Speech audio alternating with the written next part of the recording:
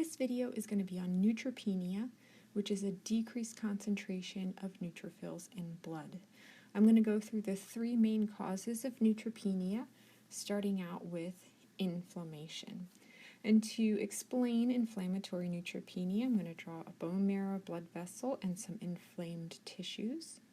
With inflammatory neutropenia, the neutrophils move from the blood to the tissues faster than they're produced and released by the bone marrow. So utilization of the neutrophils exceeds production by the bone marrow. This can happen in two instances. First, it can happen in cases of severe inflammation or sepsis, where there's so much inflammation in the tissues that the bone marrow cannot keep up with production. The second is a normal acute inflammatory response in ruminants, and that's because ruminants normally have a very low or small storage pool of neutrophils, so any type of inflammation will easily overwhelm the bone marrow.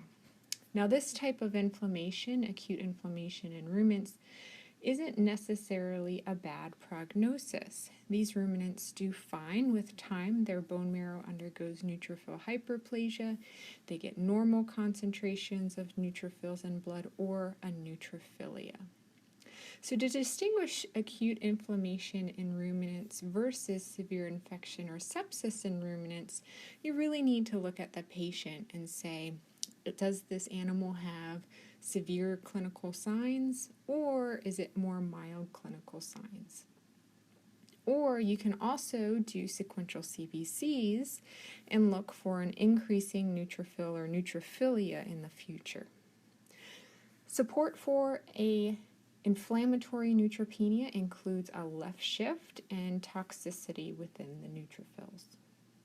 The second cause of neutropenia is decreased production of neutrophils by the bone marrow. And the causes are nearly identical or almost the same as those that cause a non-regenerative anemia. So for a review of that, please go back to the non-regenerative anemia lecture. The third and least common cause of neutropenia is immune-mediated neutropenia. We most commonly see this in young, middle-aged dogs, and it is due to an immune-mediated destruction of neutrophils. So there's antibodies binding neutrophils or complement binding neutrophils and causing premature neutrophil death or destruction.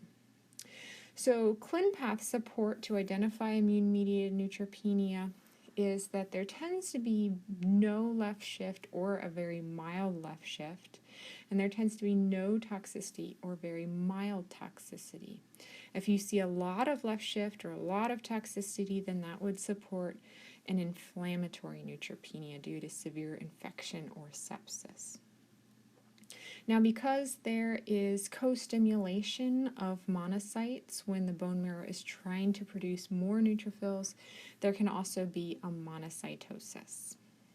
So again, this happens in young to middle-aged dogs, and they could also have other immune-mediated disease, so immune-mediated hemolytic anemia, for example.